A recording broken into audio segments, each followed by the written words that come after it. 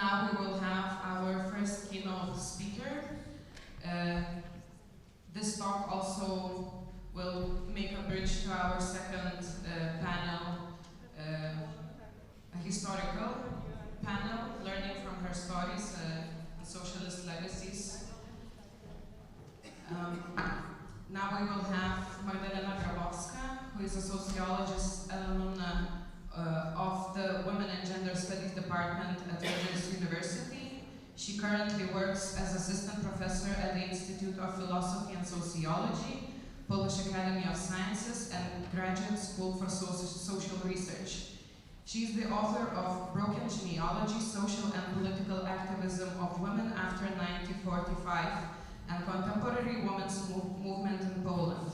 She collaborates with a number of local and international institutions, including EIGE, Heinrich Böll Foundation, Feminist Fund, on issues related to violence against women, contemporary women's movement in Poland, and gender in politics. And today, Magdalena Grabowska will give us a talk titled Broken Genealogies and Hidden Legacies, State Socialism, Women's Agency, and Contemporary Gender Politics in Eastern Europe. The floor is yours. Thank you. Thank you very much. Can everybody hear me? Yes? And can you see the slides? Okay. Thank you very much. I would like to begin by thanking the organizers for bringing us together. And I can already say that this seems like a very interesting conference. And I hope that this talk that I will give now will tie into some of the topics that were already raised during our first panel. So I am very excited that these conversations will continue. And I divided my presentation into 3 parts today. First, I would like to speak about the process of forgetting of the socialist past, and I will talk about the routinized narratives of emancipation in Orientalized Eastern Europe. And I will talk about it mostly in reference to Poland, which is my focus of my research. And I would argue that these routinized narratives can be summarized in 3 words: luck, and anti-communism. Second, I would like to explore the new approaches to emancipation processes in the region. And in particular, I would like to focus on the revisionist approaches to the post-1945 emancipation in Eastern Europe. And finally, I would like to conclude with some of the reflections on the possibilities of genealogical and decolonization approaches to Eastern European feminisms. And what I will be saying today here is part of, in most of the parts, is a part of the book that I wrote, which is called The Broken Genealogies, Social and Political Women's Activism After 1945 and Contemporary Women's Movement in Poland, for which I did the research on documents on the women's department of communist parties in Poland. I looked into the archives of Women's International Democratic Federation, and I also conducted the semi-structured interviews with the women's activists that were active post-1945 in Poland and Georgia. I will be focusing on Poland here today because Poland is closer in terms of context to me, and I know this context better. But in this presentation, I will also refer a lot to other authors that are talking about these issues and the group that can be broadly defined as revisionist scholars. And I will come back to it in a second. What I would like to say here today, I'm gonna say it right now so you know what to expect.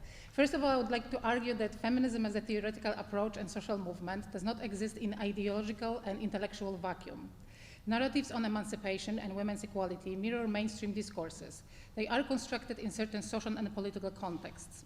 Feminist her stories are part of political economy of truth, which is disseminated by narratives that support and or criticize existing ways of accounting for events of the past. I would also like to argue that following the scattered genealogies of emancipation in Eastern Europe after 1945 can help contest the logic of chronology that casts Eastern European feminism as simply following the West, and I hope this will tie into the previous conversation. And I see this following as a twofold project, to which the deconstruction or decolonization of existing narratives is the first step, and offering of the new ideas and the reconstruction of the forgotten legacies is the second step. And here I'm referring to the post-colonial scholar Chandra Mohanty, that this is what she offered in the, as a project of decolonizing third world feminisms. And finally, I would like to argue that history, that will be my focus here today, is the history of presence.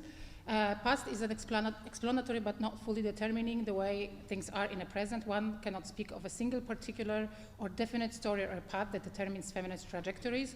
And in particular, I would like to focus on the current identity crisis that was also mentioned before in the previous panels, that see feminism as torn between nationalism and neoliberalism. And my question that will be accompanying this conversation, this talk as well, is the question of why exploring the genealogies of women's emancipation is not marginal and obsolete. And as we said before in the previous panel, feminism is often represented in Eastern Europe as the outsider, and it is either labeled as imposed by Soviet Union or as imported from the West. And in the presence of the dominance of nationalism in the region, subversive usages of national symbols can be seen as a part of the strategy to become visible and relevant to wider female audiences and a tool for facilitating connective action. And this is something that happened in 2016 in Poland during the Black protests, when a lot of the patriotic symbolism was appropriated by feminists to kind of gain the visibility within the wider mainstream. And this was seen as a kind of a strategy to overcome this marginalization of feminism. And I would like to take a critical approach to that, following anthropologist Anna Zawadzka, who argued that turning to patriotic nationalistic narratives can be also a way of appropriating feminism by structures of power and oppression that they have tried to destroy. And in my first part, I would like to explore the question of forgetting socialist past, routinized narratives of emancipation in Orientalized Eastern Europe. And as I said, I will talk about three of those narratives: lag, and anti-communism. And to begin with, I would like to claim that, as I said at the beginning, that feminism is not an outsider, and it mirrors in my view, the mainstream narratives, historical narratives, or the ways of representing Eastern Europe in general. And one of such historical frames or narratives is seeing Eastern Europe as a liminal place, as a liminal space, a semi-Orient, and as a space between West and the Orient. And here we can, the point of reference can be the book Inventing Eastern Europe by Larry Wolff, who argued that Eastern Europe was, like Orient, a product of Western European Enlightenment, and within that project it was seen as a place on the development scale as a semi-Orient. East European societies were characterized by stagnation, resistance to civilization, and collectivism. And it seems like it remains that way in many ways. In various accounts, Eastern Europe is seen as a space of peripheral Europe, space of semi-civilization. What is characteristic to some of the locations within this space, for instance, Poland, is that it carries this ambivalent colonial status. On one hand, it is the space of colonization. It's been colonized, but on the other hand, it also was a colonizer within the Eastern Europe itself. A Polish scholar, feminist scholar Maria Janion described this ambivalent positionality of Poland in a following way. We are a post-colonial nation that at the same time, which happens often, feels superiority over its colonizer, Russia. We have been identifying ourselves as Europe, struggling with Asian barbarism. As true Latin Catholics and Mediterranean Europeans, we are not able to identify with Slavs because this would make us closer to the inferiority of Russia. As a post-colonial country, we are not real Europeans, since as Slavs we are inferior. We are stigmatized by the Russian Slavic bad blood. We have been at the same time the colonized and the colonizer for the Slavic brotherland. During the 1989, some scholars argue the Orientalization re-emerged as a way of describing the Eastern European societies. Polish anthropologist Michał Buchowski argued that in Poland, during the 1989 transformation, we experienced the process of nesting Orientalism, which was a way of thinking and practicing the making of other within Eastern European society, Polish society, as well as a set of mind that creates social distinctions. And those distinctions are between us, civilized, individualistic, realistic, capable of assimilation to Western standards, and them, egalitarian, demanding, anti-intellectual, unable to adjust to the new Western reality, the Homo Sovieticus. These distinctions, as Buchowski argues, were created along the East-West divide within the Eastern Europe, so those who were more Western and those who remain Eastern. But they also produce internal differences along the capitalism versus socialism, civilization and primitivism, modernization and stagnation. And I would like to argue that feminism as a practice and a theory, as well as the narratives that create the way we think about feminism, we're not the outsider of this kind of way of thinking or representing Eastern Europe. And, but I would like to just give you a brief account of what I see as a context of how those narratives of Eastern European feminisms were created during the '89 transformations. The major context, I think, was the arrival of Western funds to the region, which brought the new forms of activism and the transfer of knowledge and practices from the West, something that was already mentioned in the previous panel. And there were several stages, I would argue, to the development of the Eastern European feminisms in the 1990s, that begin before and after 1989 with the grassroots efforts focused on responding to gender aspects of transformation, such as unemployment, decrease of social services, war, and reproductive rights. So kind of one-on-one working with the women who actually experienced discrimination. Then after 1995, the UN Beijing conference, we experienced, I would argue, a process of NGOization in which NGOs focused mainly on providing information and negotiating with the government. So the government, not women themselves, were the major group to which the feminist work was directed. And after 2000, I would argue that we had a backlash against institutionalization and a new form of women's street activism emerged. But in terms of how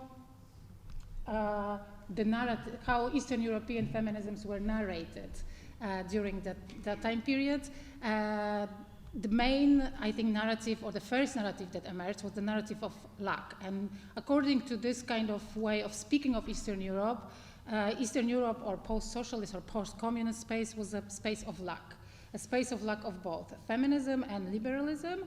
And one can argue that this discussion started in Eastern Europe, but was also initiated in the West. One of such starting points was the article by American sociologist Jeffrey Goldfarb, who asked why there is no feminism after communism, the question with the thesis already assuming that there is no feminism after communism. And this article was followed by a discussion by various scholars from the region and from the US, within which there was a list of reasons why feminism is absent in Eastern Europe, and those reasons were as follows: collectivism of the society, failure of socialist equality, which resulted in a resistance to collective identities and actions, conservative character of 1989 transformation, the lack of gender component, and dissent of women's rights. And as a result, up until now, Eastern European is seen as allergic to feminism. Feminism is seen as new in Eastern Europe. There is a lack of emancipation tradition that derives from liberal political thought. In the 1993, Polish scholar Katarzyna Rosner asked, again, is there a feminist movement in Poland? It's a little more polite way than Jeffrey Goldfarb. And she argued, in Poland, we lack the liberal tradition from which Western feminism derives. Later on, I believe that the lack narrative was replaced or supplemented with the lack narrative, within which the Eastern Europe was seen as a space in between different waves of feminism, or the waveless space. And one example of that was an article by Polish scholar Agnieszka Graf, who argued that in Poland what we experience is the women's movement that has the goals of the second wave feminism. And to remind you, the second wave feminism was the movement of the 1960s and 1970s in the West. So those goals were to make women visible in politics, right to abortion, equal pay, and institutionalization. But Graf argued we fought for these goals with the third wave methods. Third wave from the 1980s to the roughly 2000, such as performance, art, street demonstration, and intersectionality, inclusion of various intersecting identities and oppressions. The delay narrative was tied into the idea that Eastern Europe is significantly behind the West. And this is something that all of you probably heard one way or another, that we are 20 years behind the West, or already 20 years ago in the West something happened, right? Within this narrative, the West was seen as the only logical point of reference for provincial homogeneous East. And the priority was to catch up with the West, achieving the same rights that are in possession of Western women, such as reproductive autonomy, political rights, equality in the family, with the same methods that were implemented in the West, such as mass women's movements and non-governmental institutions. And the trajectories of Western liberal women's movement were naturalized and normalized as our trajectories. And for those of you who are teaching gender studies in Eastern Europe, we can see that in, for instance, a syllabi of our courses, where when we talk about the history of women's movement, we oftentimes talk about the Western history of Western feminisms, which caused a certain feeling of the alienation of or the lack of knowledge of what or how exactly what is happening here is tied into those histories of the Western Europe and the United States.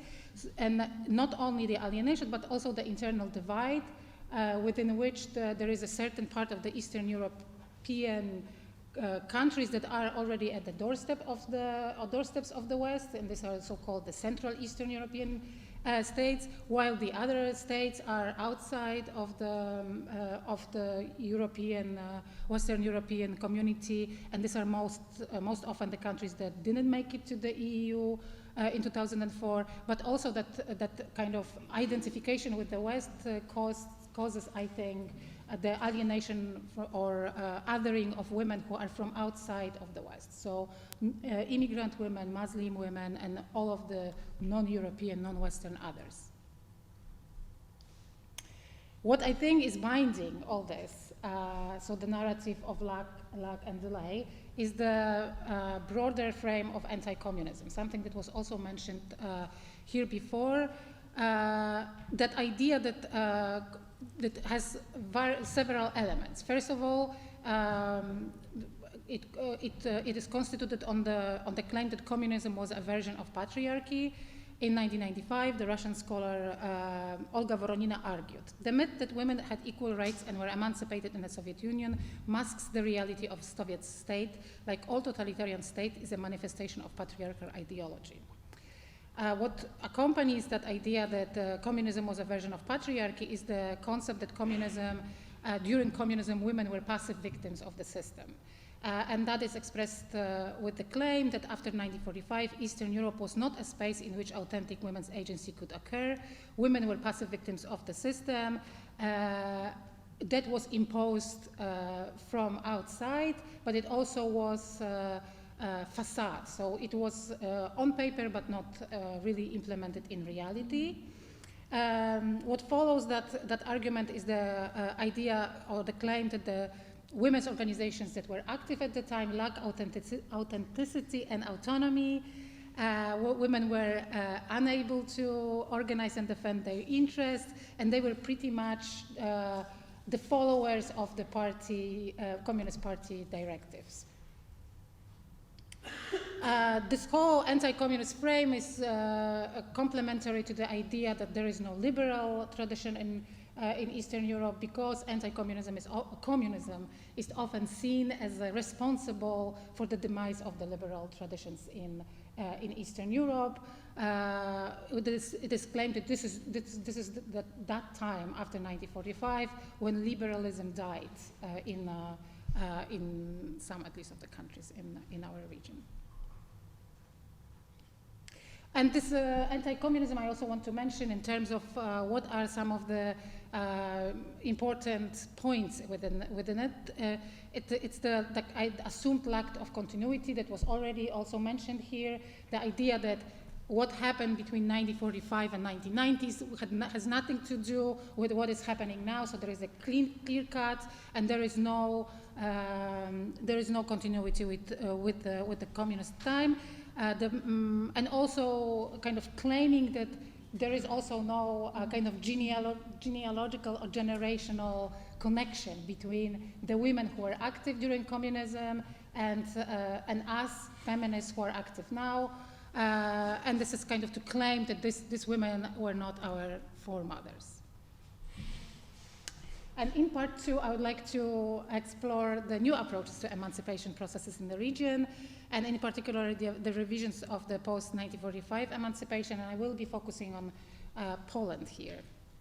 But before I start to talk about my own research, I would like to say that it is also, I believe, not true that this kind of narrative dominance of those three narratives that I mentioned was uniform and didn't meet any critique or resistance from the women in the region.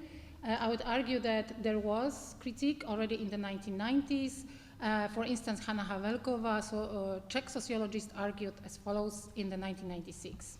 She argued, tensions in the dialogue between women from the West and Eastern Europe are rooted in direct application of Western feminist theory to post-communist reality, which leads to the false assumption that East European women are second-class citizens and that they are conservative.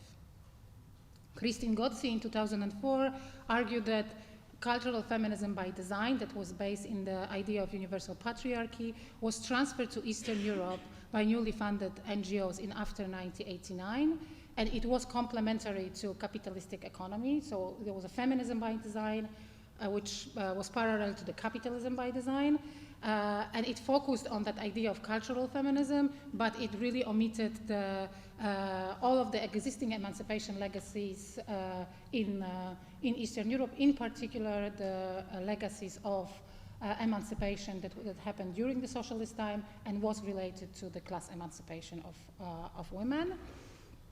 Most recently, scholars from all around the world are not shy to call this practice as a cultural imperialism, a normative categorizations which deny women their right to define their own subjectivity in their own terms. But what happened, I think, what is important context to those critiques is the historical turn. And I don't know if that is the case in other countries, but in Poland, for instance, for the last few years, we have this really strong interest in history of the local legacies of emancipation in Poland. But what is interesting about this historical turn that it often also omits the period of state socialism as a period of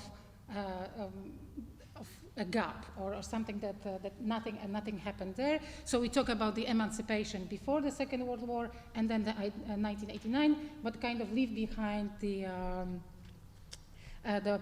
what happened between 1945 and 1989.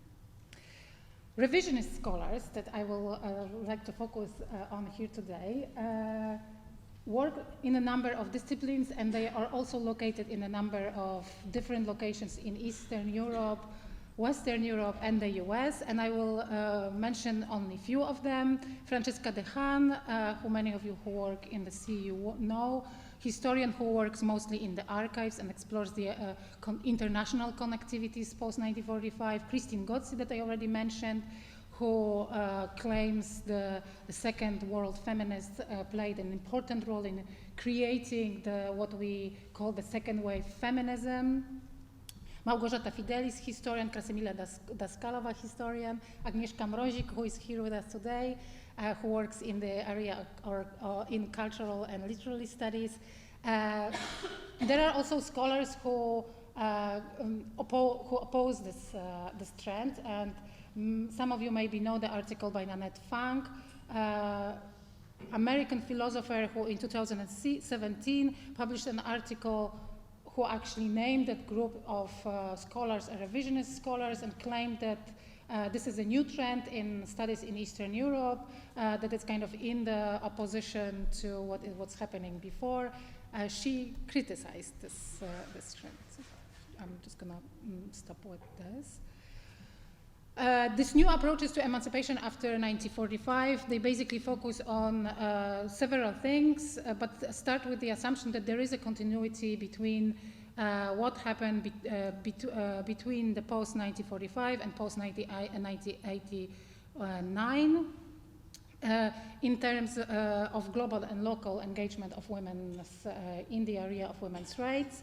But the scholars also argue that during that time, women exercise various forms of agency, and so in that way they challenge the idea of powerlessness and passivity by delineating agency in terms of complex interplay between various actors, state, women's groups, researchers at various geopolitical spaces, local women's organizations, state, NGOs, through diverse practices, social policies, research, arts, literature, and shifting positionality of some activists. They show that once a communist, you didn't have to stay communist, you could change your position. So these women were also actively shaping their own biographies, so to speak. Those scholars also argue that in terms of women's agency in Eastern Europe post-1945, we can talk about proactive agency and reactive agency, which kind of challenges that idea that agency has to be necessarily connected to the individualistic approach that doesn't really see the institutional connection and agency as a reaction to the certain institutional context and limitations. What is important in these new approaches is the fact that they see the state socialism as non-homogeneous project, and they claim and emphasize that this was the project that differ in terms of what was happening in time and in different locations, right? So just to give you a very simple example, Alexandra Hryciak, for instance, was arguing that in Russia and in Soviet Union we can talk about several stages during which the Soviet emancipation was being implemented, post-revolutionary period during which Alexandra Kolontai was a commissar for social affairs, and women such as Ines Armand were active in the Genealogies, women's department. Abortion was legal in 1920s. Then we had Stalinism, during which the departments were closed and abortion delegalized. And from 1945, as we know, that vision of equality was imposed on Eastern Europe, and then the several other developments happened. In Poland, which I will talk about in a second, this period between 1945 and 1989 can also be seen as dynamic, so to speak. And I would argue that we had the first period in which we experienced the politicization of women's rights, and then we have the second period during which we experience more of the practical activism. And I will explain in a second what I mean by those terms. So during the first period in Poland, and this is the period between 1945 and 1952, I would say, but this is fluid, those dates. So the goals of the women's emancipation, of women's newly founded communist women's movement were politicization, productivization accompanied by socialization of women's work at home, and challenging the private-public divide. And women's agency was exercised mostly in terms of making women active at the labor market. And Eugenia Pragierova was one of the women who worked for that cause. Building was mass women's movement, and that mass women movement, at least in Poland, was supposed to be based on the coalition of different forces, not only Communist Party, but also labor unions, women's organizations, and political parties. And finally, the goal of the women's activists was to fight reactionary forces that were in place in the region, and those reactionary forces were in Poland, the Catholic Church and the party officials who were resisting those new ideas of women's emancipation and were kind of very hesitant to implement them in the local regions. And this first phase of emancipation was followed by institutional changes and the new laws. civil marriage decree, family law, the establishment of Women's Department of Polish United Women Workers' Party with the head of Edwarda Orłowska, and finally in 1952, writing women's equality into the constitution. The idea here, and I don't know if you see the picture, was to mainstream women in all of the areas of the of social and political life, and to show that women are everywhere. So that idea of gender mainstreaming that we know from the European Union, that was imposed on us from the European Union, I would argue was implemented a little bit earlier than that in the region. But to show you that these were not necessarily just the goals that were written down on paper and never really followed, I'm going to show you some examples of how those women saw the implementation of these goals. Edwarda Orłowska, who was the head of the Department of Women of Communist Party, Polish United Polish Workers' Party, argued, our goal is to wrest women from the influence of the reaction, to create the women's organization, powerful. The women's party apparatus has to be strong. Women's departments in the provinces should consist of 5 to 7 women representing League of Women, trade unions, rural self-help. We should expand the county women departments.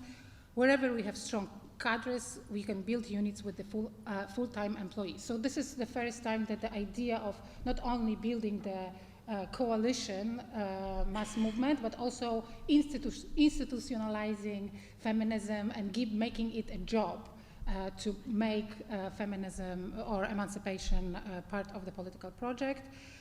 In women press, Edwarda Orłowska again was fighting the traditional views on women's roles in the society, bringing up class as a kind of a political tool to fight for women's emancipation.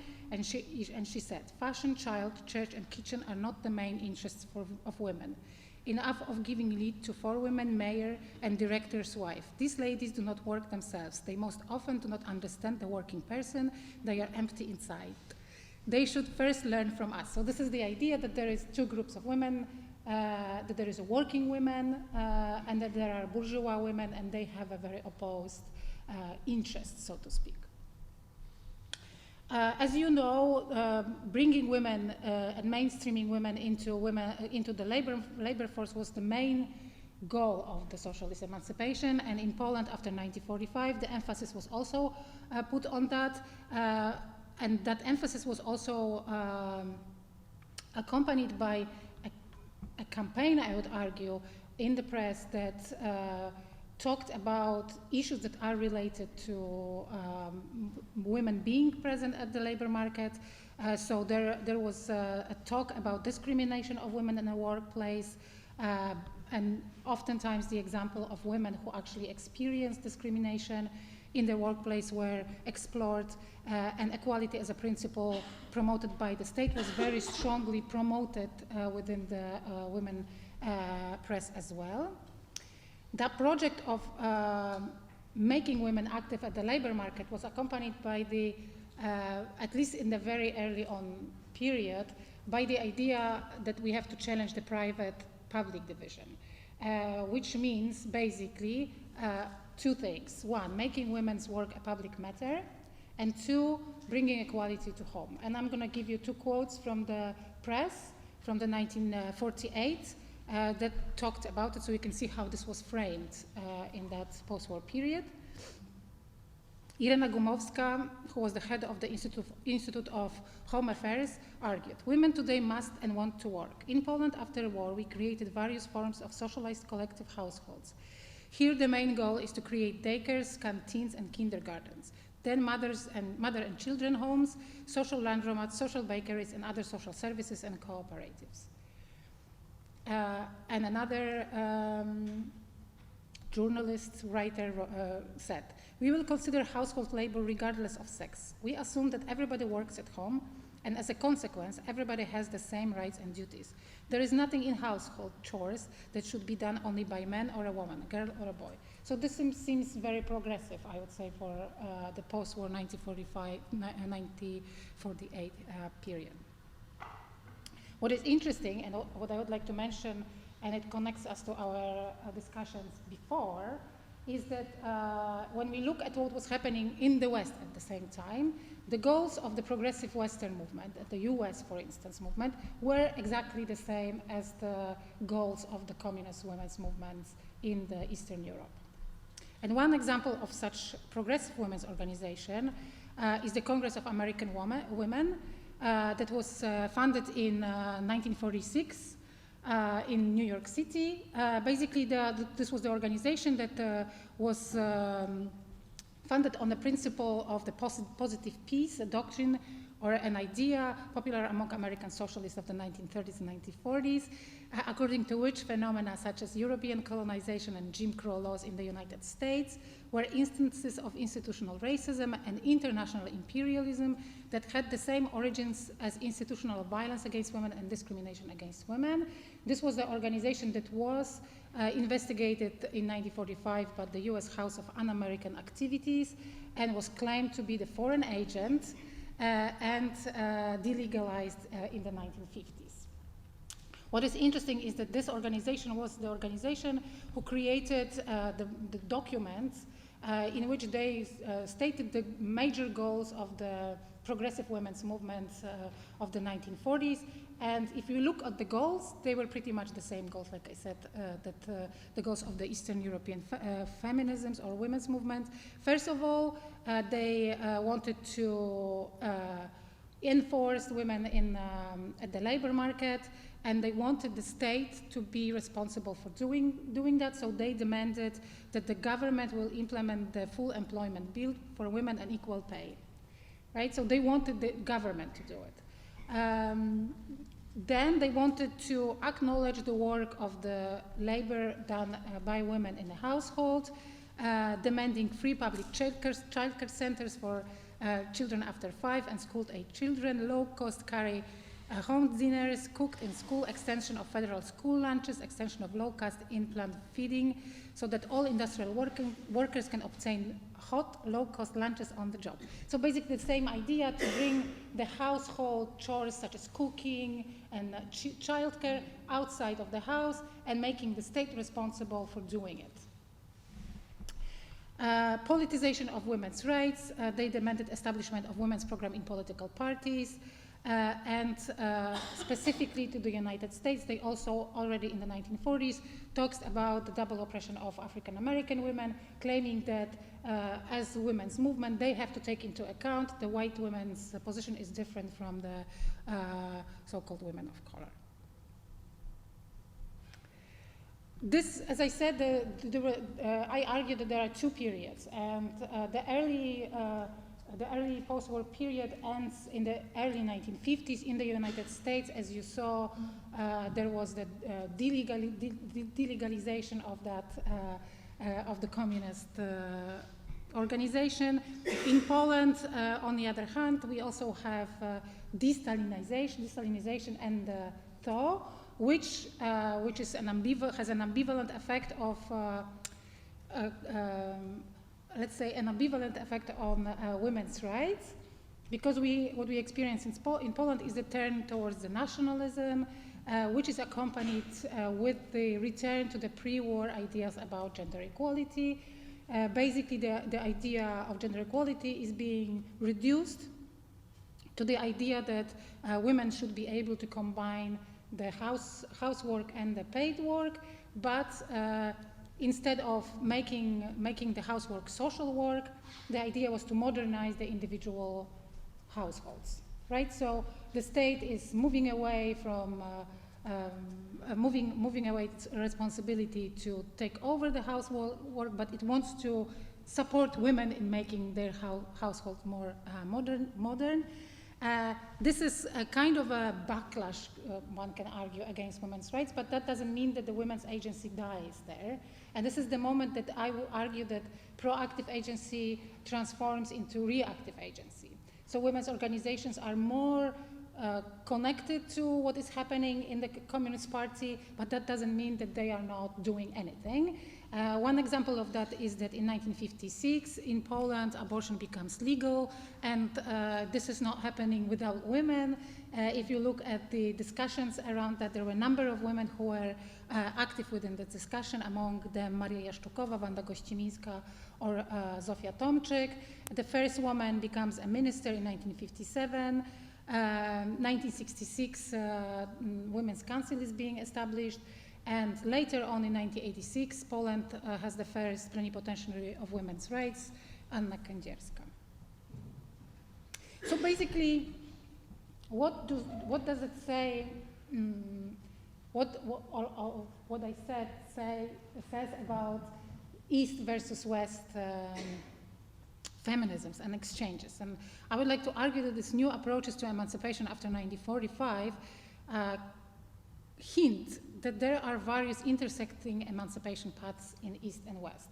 That if we look at the history of what was happening post-war in the East and in the West, we can talk about the socialist emancipation that started in the 1919, I would argue, that was based in collectivism, making private reproductive work public, putting women as a part of the labor market, as seeing state as a main recipient and institutional mechanism to implement emancipation, while this other path, the liberal emancipation path that had its boom in the 1960s, was basically based in the individualism, maintaining private-public divide,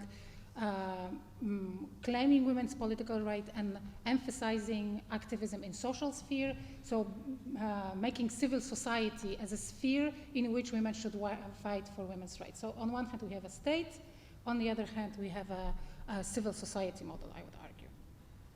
What is important, and I'm almost finishing, what is important here is that those paths were not developing completely separately from each other, and a number of scholars are now working on showing that the international context was important for women's activism from 1945 up until the 1980s, and women from the East and women from the West were meeting with each other in various spaces, in particular within the Women's International Democratic Federation, WIDF, an organization that was funded in 1945 and which activism was based on fighting for peace, economic equality, and anti-racism.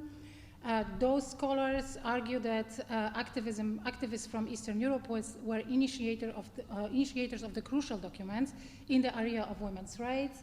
One of such documents, Convention on the Elimination of All Forms of Discrimination Against Women. You all probably know this document that was created in 1979. Francesca De Haan argues that this was actually the initiative from Eastern Europe, partially from Eastern Europe, and it was preceded by the declaration that then eventually led to the convention.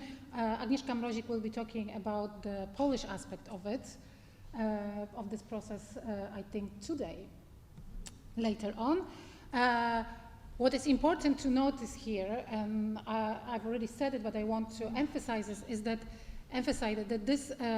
this approach is also claimed that intersectionality appeared much earlier than we tend to think about it, right? So scholars such as Chiara Bonfiglioli or Christine Gozzi are now claiming that questions of race, class, gender, and location were asked way before the second wave feminism in the United States, and women's activism within the WIDF is an example of that, but also for the US, for instance, that progressive women's movement is an example of such an intersectional approach.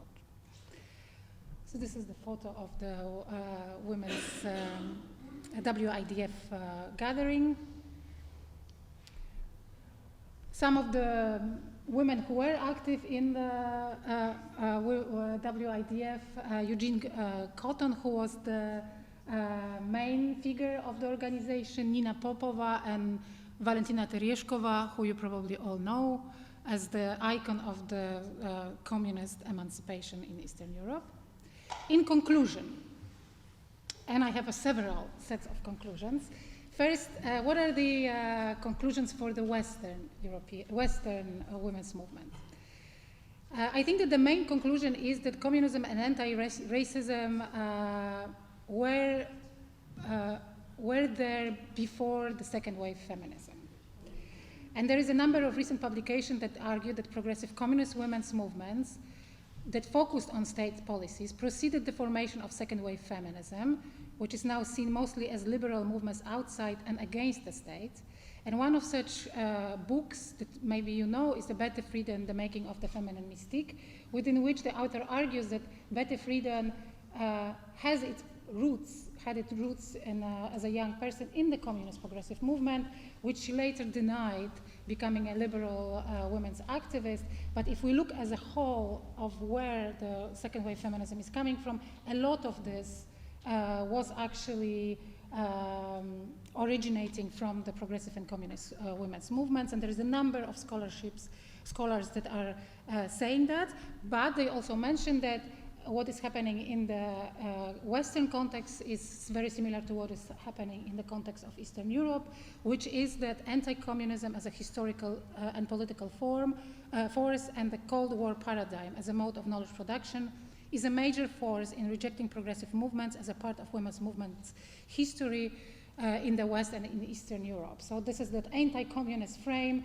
that kind of holds us against the talking about communism both in the East and in the West. And I think here, I think we are in Eastern Europe are a little bit ahead of what is happening in the US. There is just a beginning there now, I think. In terms of kind of what can genealogical approach bring to the discussions of the history of women's movement, first, I would argue that it shows that emancipation in Eastern Europe was a dynamic and uneven process, and as a process it is often undermined within the existing historical narratives, both mainstream and feminists that are looking for the chronological linear development of emancipation. This approach also points to a diversity of emancipation trajectories. It claims that various intersecting trajectories exist, and they are often contradictory in terms of goals and strategies that are, and then those intersecting trajectories are at place both in the East and in the West.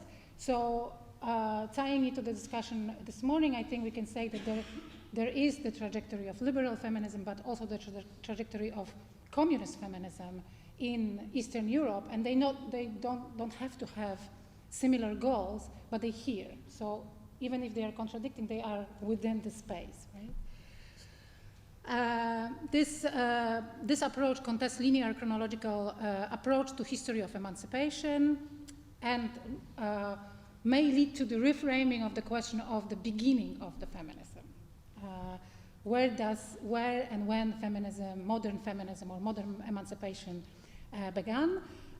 It also helps moving away from considering the West the major point of reference to debates on Eastern European emancipation, and it becomes a starting point to the debates between Eastern Europe and other non-Western locations about marginalized historical perspective of emancipation. And I see, like I stated at the beginning, this effort as a part of the process of decolonization, so to speak, of Eastern European feminism, the process that we know from other non-Western locations. And I think there is a connection here that can be explored. In terms of knowledge production, that was also mentioned here in the morning, I think it also challenges those categories that were brought to us from the West in the 1990s. It questions the link between agency, autonomy, and authenticity, an idea that authentic agency is possible only under condition of the full autonomy. This is the definition of liberal feminist definition of agency. It also questions the applicability of certain understandings of concepts such as feminist agency into post-socialist context. So it challenges that whole hegemonic model that some of you talked about during the morning discussion. In terms of processes of knowledge exchange, it demystifies disciplining practices of the Western scholars towards the Eastern European researchers as reinforcing Western cultural imperialism towards post-socialist Europe, as well as post-Cold hierarchies in knowledge production. And my final comment is how does it all relate to the present? And I think introducing class and communist legacies into historical narratives and contemporary discourses might effectively decenter nationalism and neoliberalism as the only two major political forces and subjectivity options for emancipation in the Eastern Europe. Thank you.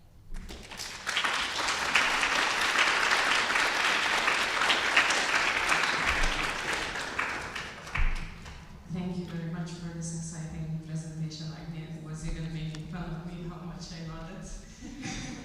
And I almost felt that Francisca Dehan is with us here. Please, questions, comments?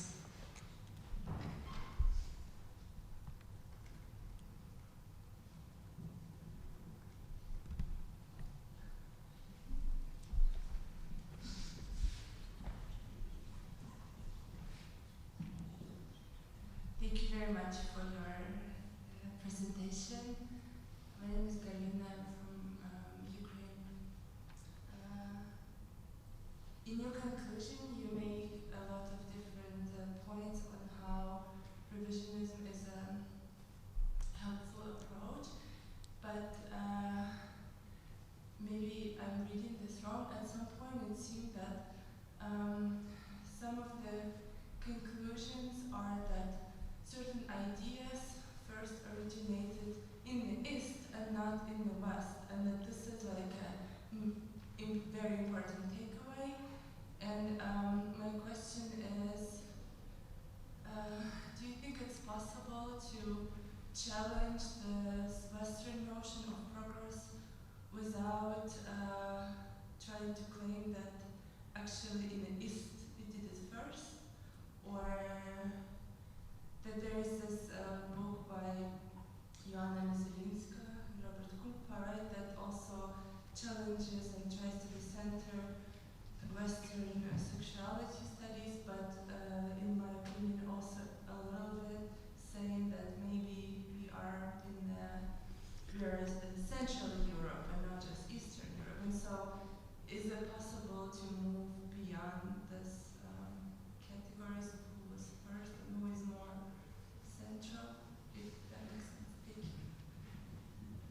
Should we gather more questions, or you would like? I can answer. I mean, this is, but I don't have an answer.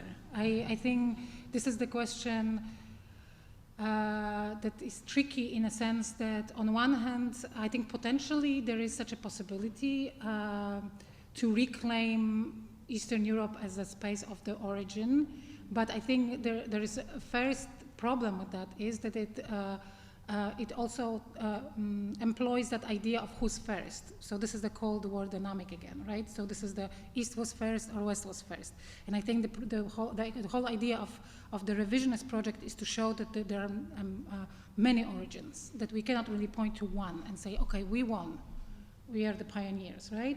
So this is one problem that I would have with the kind of reclaiming the question of origins in a sense that claiming who was first. I would rather say that the point would be to show that the multiplicity. But I read your question also as a question of the can we, as scholars from Eastern Europe, argue that? And my experience is that without the Western European and American scholars on our side, this project will not succeed.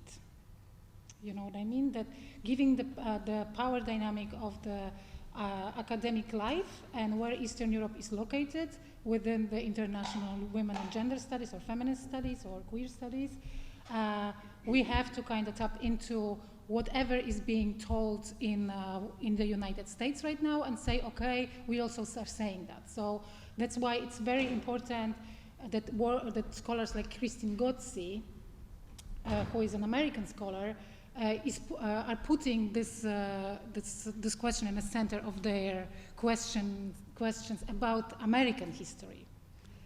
But again, in many ways, it cannot happen without kind of repeating the same dynamics in which we follow the West.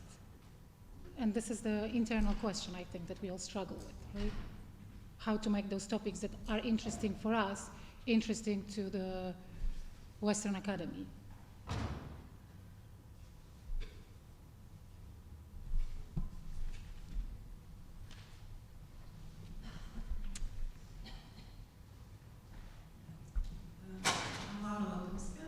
PhD student in Stockholm, also in gender studies. Thank you so much for a wonderful lecture. There were so many things said in such a short time, so I was just trying to get as much as possible. I had a question about the colonial approach and the colonial movement, because it seems to me that it's very close. These new approaches to emancipation or revisionist movements in academia are very close, or could be very closely related to the colonial activism or separate field in academia. And you mentioned it at the very end that it could be explored. Could you comment a little bit more on that? Is it how many analogies are there, or are there going separate ways, or could there be some point of intersection? Thank you. Yeah, I would say that for now, it's still at the beginning. And I would see this as a next step, so to say, to find this connectivity between the Eastern Europe and other non-Western locations. There is a book by Christine Gozzi. She talks about the connectivities between the Eastern European activists and Zambian activists, and I think this is the direction in which a lot of historical scholarship will be going to explore what was happening, because for now I feel like we are still, the revisionism is the point of reference. We are speaking to the West still, like my work, for instance. I speak to the Western colleagues to see me. So this is the first step, right? I mean, one step. But yeah, this would be I think, another project, and I think there are several problems that are connected to it, right? One of them being that we don't have a tradition of working together as much as we have with the Western colleagues, who are the point of reference. But also another problem that I see is that those histories are very, very different, right? So as much as we can employ the frame of new post-colonialism to Eastern Europe, it's not post-colonialism the same way that it is for instance, some African states, right? One issue that is immediate is the question of race. This is the major category in conversation in post-colonial feminisms, and it's not, I would say, still in Eastern Europe. So I think both practically and also conceptually, this is challenging.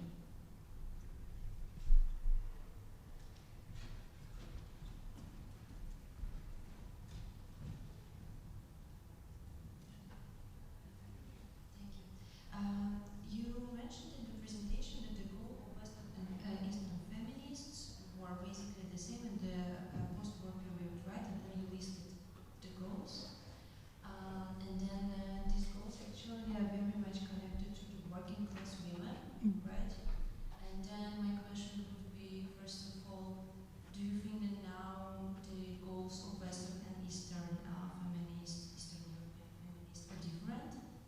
If so, then when does it happen? Because maybe it's different. It's not really about this, but I think it's interesting for me this way.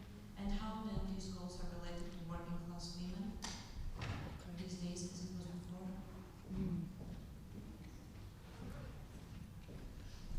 I don't know if I can answer this question. First of all, I don't feel like I can make the statements, like the general questions, statements about where Eastern feminism is, or feminisms and Western feminisms, because I don't feel like I am an expert in those movements. I can maybe comment on what I know, which is Poland. Giving that context, I would say that there is no one feminism, obviously, right? So, and this is something that we talked about in the morning, that we have the very strong liberal branch that focuses on mainstreaming feminism into the traditional politics, but I think we have more and more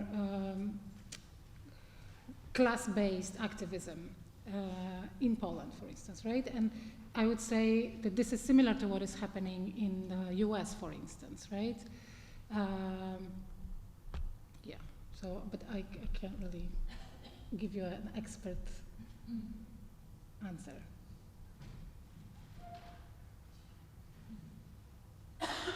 Thank you for the lecture. A question. Since most of the Soviet and Eastern socialist state legacy of feminism lies within the articulation of the state, and we no longer have a state, at least the social function of it, in a much more radical form than anything the West faces. Where would you think to locate the future struggles? Where could it be, the new articulation? And it's like a similar question, Yeah. but maybe like, how do you see the trajectory of a development without the state?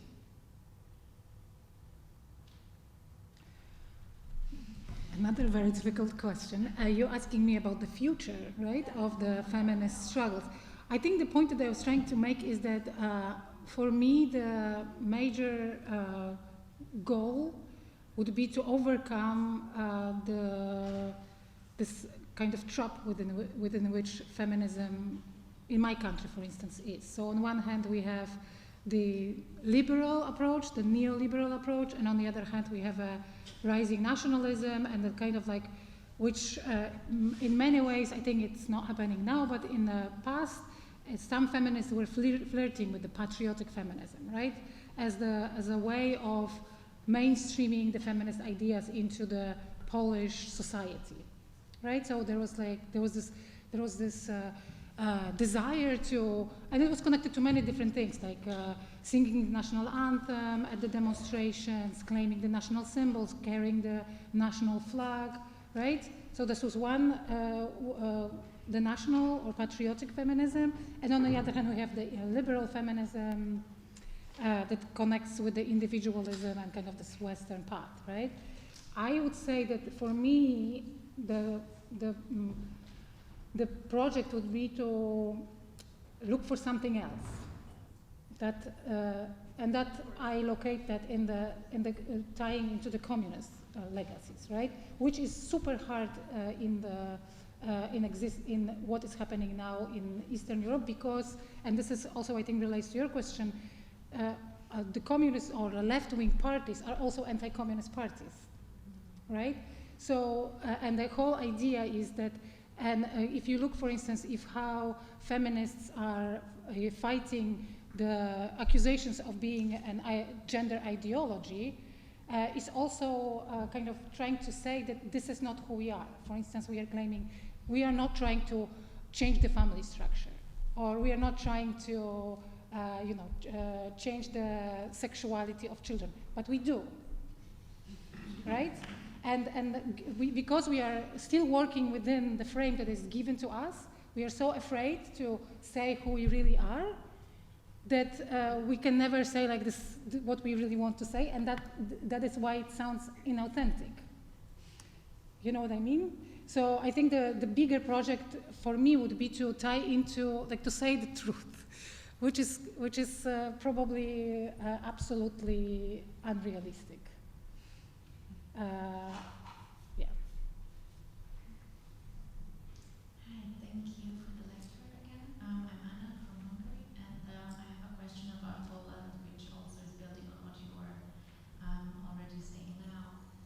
You started your lecture with saying how in these Polish protests, the reclaiming or like the use of nationalist symbols can be a possibility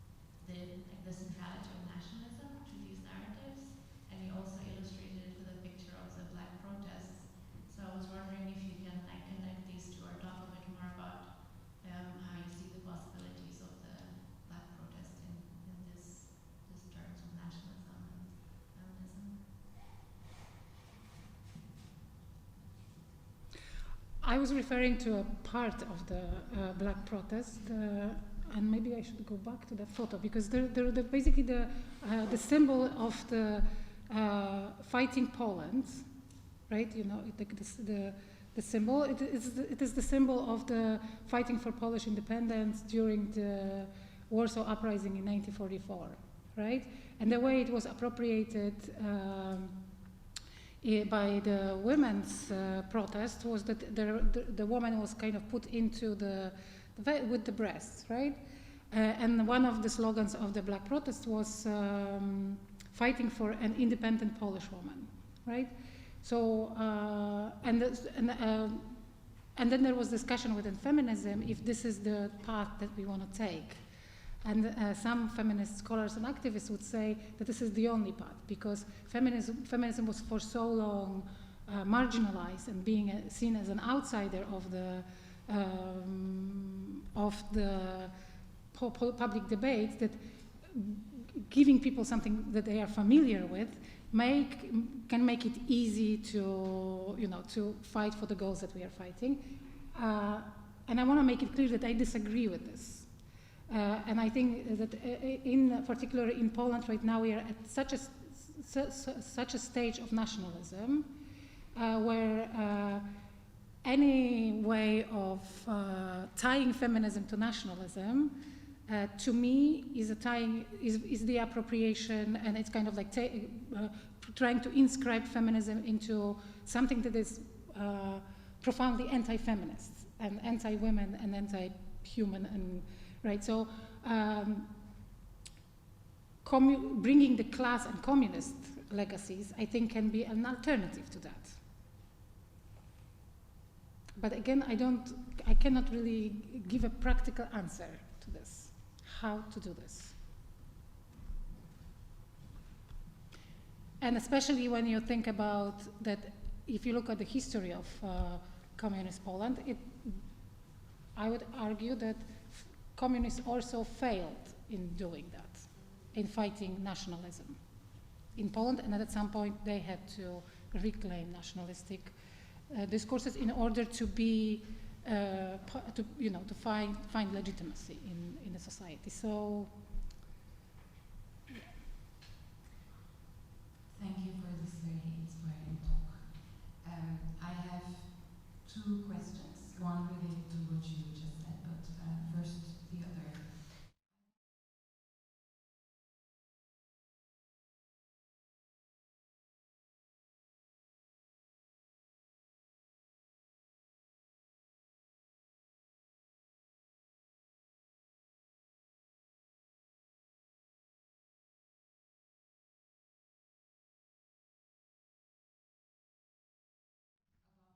Continuities between these two periods, because I think it is often the case in women's movement that when a new historical era starts, there is a lot of appropriation of the agendas and forms of organizing from previous periods. So that's the first question. And another question is that it's again about the black protests, and it's been occupying my mind for some time because Polish women triggered a big wave of mobilization around the globe. It's not Polish women alone, but international women's strikes are partly inspired by the black protests. But Polish women themselves did not pick up very much on this mobilization and turn it into a more bigger strike. So I just wonder about your opinion on this. I think in terms of historical continuity, yes. I mean, if you look at the history of the communist women's movement post-war, at least in first generation of those women, they were women who were active pre-war, right? They didn't come from Soviet Union, magically appeared in Poland as an imposition from the Soviet Union. There is the continuity, right? So yes, there is a need to, I think, recognize this continuity on both sides, pre-1945 and post-1989. If you ask me about historians, I think I am not a historian, so I can only comment as a sociologist from the outside. I think history in Poland is a very traditional discipline still. And it is hard even for feminist historians, I think, to kind of go against the anti-communist paradigm that we have inherited from the previous generations. And I think in sociology is somehow easier. So I'm not sure if the fact that historians are more interested in a pre-war is the political strategy to start with something less controversial, or is it more about actual conviction that this was not the proper communism was not the proper emancipation? You know what I mean?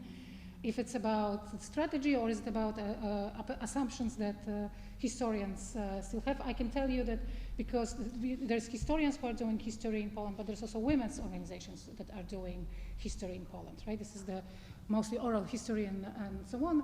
And what is interesting to me is that women's organizations are also not very interested in exploring those histories. It's not a big topic in Poland. For instance, 2 years ago we had the anniversary of Russian Revolution, right? A year ago. No, 2 years ago. And this was not a topic at all. And you know, you can argue that this is because nobody wants to touch this this topic, or it's just that that this liberal kind of anti-communist frame is still very, very strong. And about black protest again, I think there was a lot of expectations that this will become something that it couldn't become. I mean, this was thousands of women on the streets, but I don't really feel that it had the potential to become a big social movement. I mean, a big social movement in a sense that it would continue to go out on the streets in like a mass women's movement. I mean, that wasn't, I mean, it was a hope, but it wasn't really a realistic goal, right? And I wouldn't say that and I don't know if my Polish colleagues would agree or not, but I wouldn't say that nothing came out of it.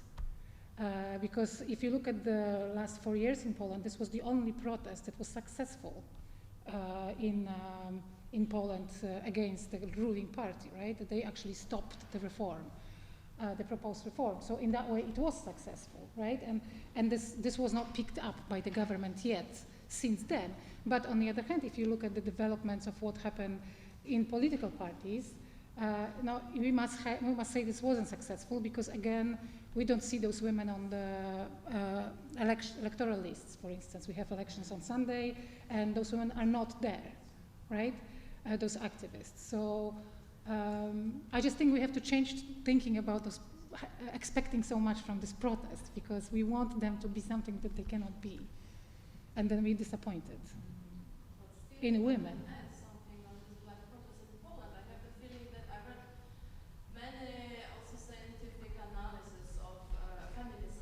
Analysis of black protests in Poland, so I have the feeling that it's a kind of overestimated by feminist scholars who are writing about it. I mean, it's presented as some, I don't know, important event in the feminist mythology, I would say, a kind of a repetition of the solidarity movement and women's place in it, which is also a kind of an invention, I would say, a kind of mythical story. And in this, I like stories. I'm a literary scholar, so I analyze stories. I analyze how they are produced and of what pieces they are produced and what's the purpose of their production. So I have the feeling that in Poland, for a long time, we as feminist activists, scholars, or feminists, just feminists, were taught or were, I don't know, that we heard this comment that you elitist women, I mean you women from intelligentsia, from big cities, you do not know nothing, you know nothing about the problems of the real women, yeah, the average women. So we heard this for so long time that we desperately wanted some movements and some social actions to see that we are part of this mass, yeah, this mass women's movement. We are not just, I don't know, teachers in the academia. We are member of the same movement. So that's why we wanted so desperately to see that this mobilization, which was mostly 1 day or 2 day mobilization, I mean, there was much more around these events than these events themselves, because if we would analyze what these events made, who were those people, because this was not only women, there were also men, who are those people who were attending these movements? There were like plenty of them, but the majority didn't want to liberalize the anti-abortion law. Most of them, or many of them, wanted to keep the compromise. We don't want the government to restrict the anti-abortion law. We want to keep it as it is. Yes, there were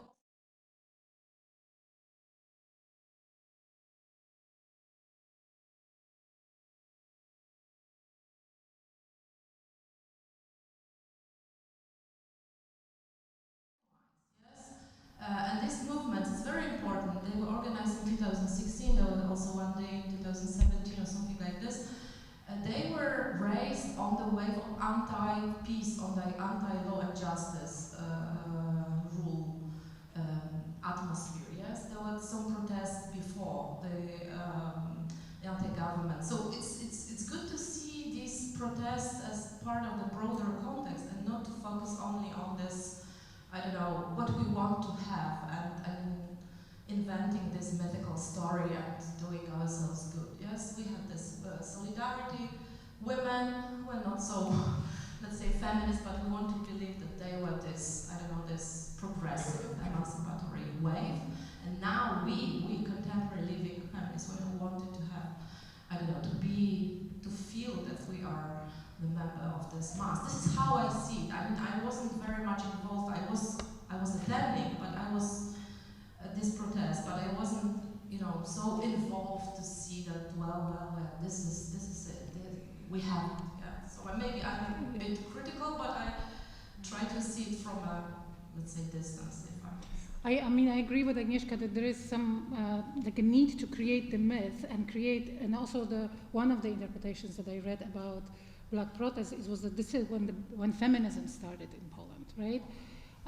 Or you know that this is the groundbreaking moment, and this is kind of this way of thinking in a heroic way in which we need to see moments and we need to have figures and there is scholarship now in feminism that is saying that the whole framework of waves, for instance, right? That we have, you know, like the groundbreaking years and names, and so we need that because we need the myth, but we tend to disregard what's happening before and after, and this is the case of the second wave of feminism in the United States, where we see Betty Friedan as a mother of all feminism, but we don't see the progressive movement from 1945 that was behind her and kind of put her on that wave, right? And this is how the social imagination works. But I think as a scholar from like a sociology, we want to see what's, you know, behind it, right? And so I would agree with Agnieszka that this was kind of an upheaval of some kind of mythical. I can see that there are two, but please be very short, and I will remind you that the conference is not ending. We will have a lot of time for discussions, and also we have to go to lunch, so like very briefly. Yeah, a brief question. So this revisionist approach of waiving a certain continuity between state socialism and the present as regards feminist struggle, do you think, or in what way would you think that it could have, or does it have already incidence and influence upon contemporary feminist struggle in Eastern Europe outside of academia and discourses?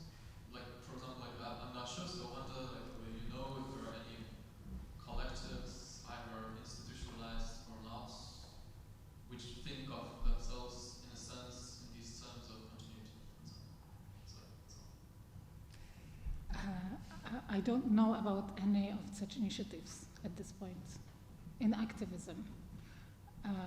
You're asking about seeing the communist women as a mothers of or like the foremothers of the actions now, right? Seeing that kind of continuity. No, not necessarily, but like, yeah, I just wonder how does it, how would you think it could influence, you know, the struggle outside the academic sphere? This approach wouldn't it? I must say that for now I don't see I see no impact on feminist activism, but there is I think the movement is in the deconstructing anti-communism, but within some forces in the left, but it's not. I really think that the anti-communist frame in Poland is so strong that really nobody wants to touch it. And especially those social movements and political movements that are on the outskirts of the mainstream discourses, because that automatically makes you an outsider. So even like a mainstream leftist newspapers, they wouldn't want to touch this topic. That's my experience, at least. I just wanted to make a comment regarding the black protest that you were mentioning, both of you, a bit from, let's say, the outside.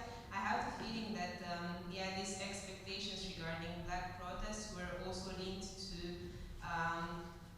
the diagnosis of the feminist movement at the times as being dead, and in terms of mass mobilization, but also the diagnosis of Eastern European activism as being very transactional, focused on advocacy, lobbying, without the capacity to mobilize to do mass mobilization. So I think it was that moment when something was happening and everybody was very happy to counter-argue this kind of diagnoses that have been put both in terms of the feminist movement widely, but also Central and Eastern Europe.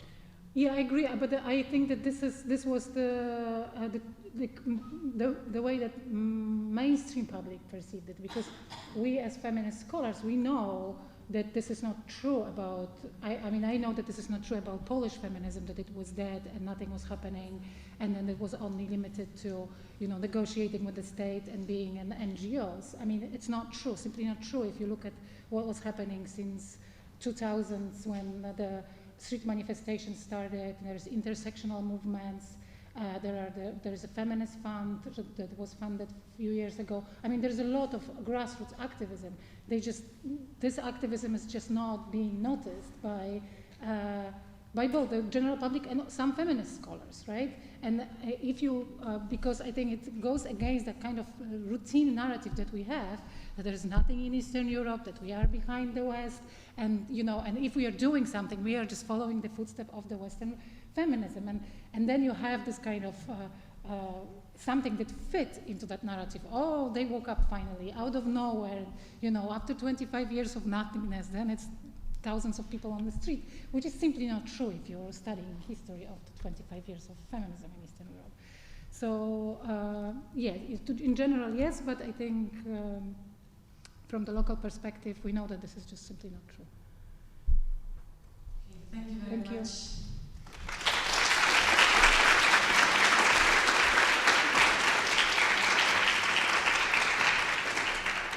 And for now, we will have lunch break.